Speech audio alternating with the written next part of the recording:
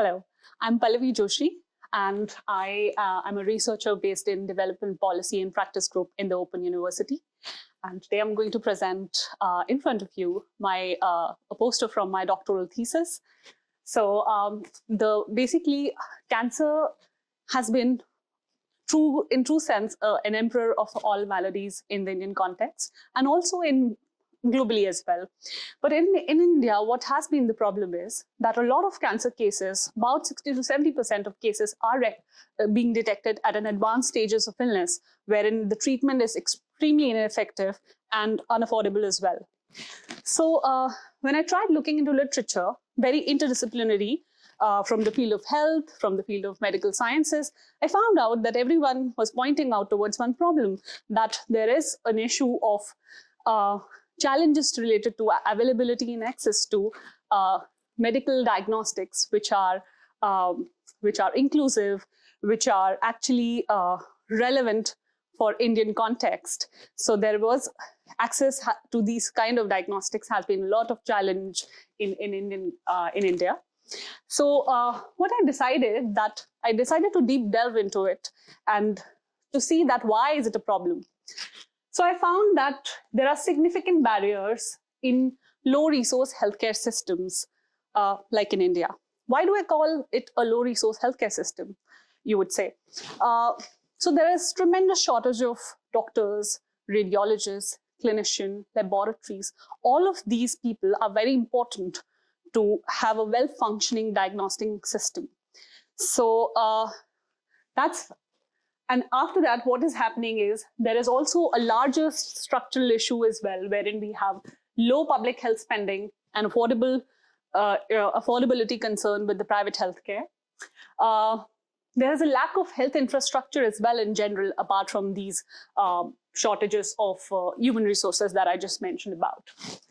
Another thing that I wanted to highlight as a scholar of innovation studies and public policy, that I found that historically in medical device sector, which has now also welcomed MedTech, medical technology, the health and industrial policies have been very disjoint, misaligned. This has led to that emergence of technologies, or the technologies that have been available for early detection have not been very conducive for the local environment or conducive to be integrated into a low resource healthcare system, as I described. Why was it so? So the industrial priorities have been focused on improving imports, having high-tech products, but these were very difficult to integrate into healthcare systems. But now comes a shift in the thinking. So what has happened since 2012? We have seen some signs of policy linkages in Indian health and industrial policy, and even science and technology and innovation policies to actually help those ideas which are actually promoting unmet needs and innovations that are addressing unmet needs of Indian healthcare. So one prime example of it is AI-based MedTech for early detection. Those are the case studies that I picked for my own research. I realized that AI, which is a driver of industrial revolution, fourth industrial revolution, has penetrated not only in financial sector and education sector in India, but also healthcare. And it is improving scale and scope of problem-solving innovations in Indian context. So what I found was that there is a surge in startups that are working on solving challenges of integrating technologies, of filling gaps in infrastructure, of fulfilling gaps in providing access of key healthcare products to Indian populations. It's in a nascent stage, but these are very promising and pocket wins. So what I tried to do is, as a researcher who's working on innovation and development studies, I developed a novel theoretical framework, which I called as Inclusive Health Innovation Framework. I combined two of the evolutionary frameworks that are prominent in innovation studies, that are sectoral systems of innovations, to identify key actors and knowledge and technologies that is driving this sectoral change. And also because healthcare systems in low and middle income countries like India is very complex, and it has its political economy, power dynamics. So I complemented it with an institutional triad of healthcare, which is by Smita Srinivas, that connects co-evolutionary trajectories of industrial production, of medical innovations, demand for healthcare, and healthcare delivery. So I thought that by combining these two frameworks, I could have a holistic approach to understanding that what is leading to these new trajectory of innovation in Indian context, wherein there was so much of historical mismanaged and mismatch of policies.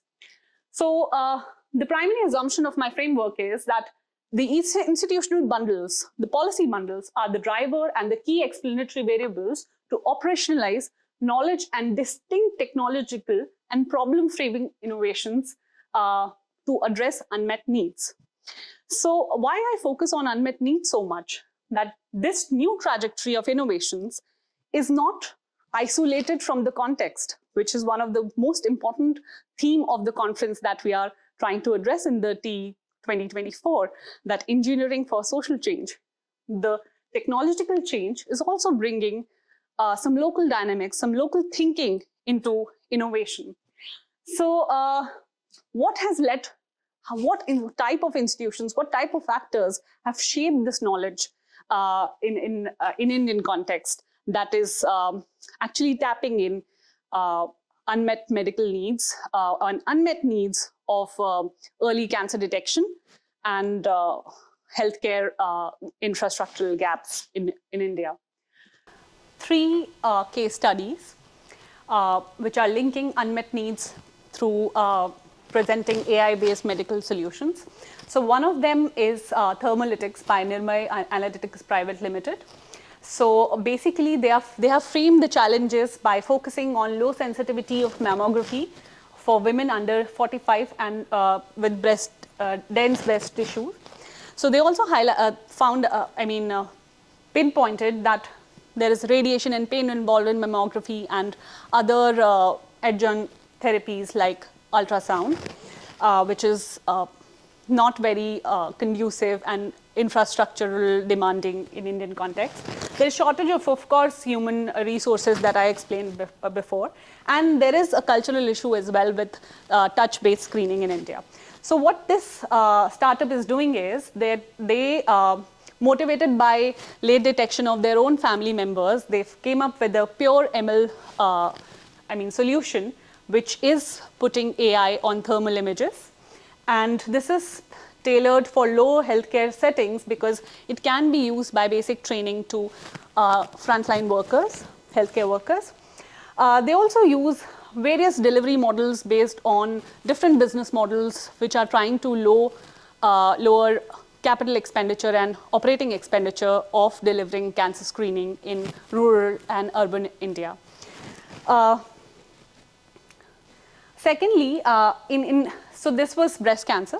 Second case study focuses on the challenges that is faced at present in the screening of oral cancer. So this technology that is developed in Indian context is called Oral Scan. This is by Sascan MedTech Private Limited, which is a Kerala-based startup. And they have also actually took interdisciplinary measures by the founder, which is Dr. Subhash Narayanan, and he's a physicist who had training in optics, and how he collaborated with different stakeholders, different collaborators in science, including dentists, biomedical engineers, to come up with a solution and put his physics research to biomedical engineering and later to oral cancer screening. This is also being tailored to low resource healthcare settings because this can be used easily using a handheld device and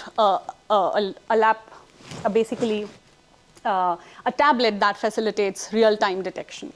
And the third one, which is Sarvastra, what it does is that this is developed by Ayendra Systems, which is again a Bangalore-based startup. They also tapped into a very complex problem regarding cervical cancer screening, which is the infrastructural issues which are presented by cervical cancer screening at present. So what they do is that they're using, with the help of oncologists, experts from Indian Institute of Technology in Chennai and Mandi, they have developed and designed algorithms to expedite analysis of pap smear samples using AI-based computational pathology platforms. So all these three case studies that I've looked into, either they have developed a novel sort of screening method for Indian context, which is conducive for healthcare system, but they also have tried to make the existing systems like pap smear and thermography more conducive for systems like India, wherein you have resource constraint in terms of health spending and people finding it difficult to actually go to healthcare systems. So these are classic cases wherein you are using high technology to make healthcare accessible for lower income populations, low resource healthcare systems, and interesting times. So using my IHI framework, I realized that it's not only the policy linkages that benefited, but these startups are a part of wider ecosystemic change that has happened, wherein non-domain startups, because these are engineers who actually collaborated with people in different scientific domains to develop these technologies. And they were supported very well by policies that enabled initial funding and incubation to support early stage development and proof of concepts. And also, there were policy recognition given to these innovations because, even National Strategy for Artificial Intelligence, they are focusing on explaining that how AI could be beneficial for large-scale interventions in Indian context. So while these are pocket wins against cancer care, demand-generating policies in India are slowly evolving to actually take these into the healthcare systems. Although they have delivery models they are adopting good business models to actually tap into the delivery models. But from the policy side, I think it will take time to actually respond to these new innovations. And also, there is very important to use these ML algorithms, incorporating these into ethical use of AI, data governance, and privacy in medical device regulations and new MedTech. That also is extremely important, which the policies should take a cognizance of. So regarding the reflections for transdisciplinary engineering, I would just say that in this world wherein we are talking about ideas shaping into products and new innovations, something that we need policies to tap into these new ideas, to provide platforms to actually, to develop solutions which are not just technologically advanced, but also are addressing these unmet needs and challenges which are context specific and locally relevant. So I would just say that my study is one of the few cases of usage of AI wherein it's an advanced computing technology being used for low resource healthcare setting. So I hope that, please feel free to connect with me and please share your ideas. I'm open to receive feedback on this research. And also, as next steps, I'm trying to see that what is the adoption of these innovations in Indian context, and what are the policy repercussions of these new AI-based technologies for data governance, privacy, and other issues that we should be cognizant of as technology progresses. So I think that as we move forward with the technology, we will be able to conquer the emperor of all maladies at the end of it. Thank you.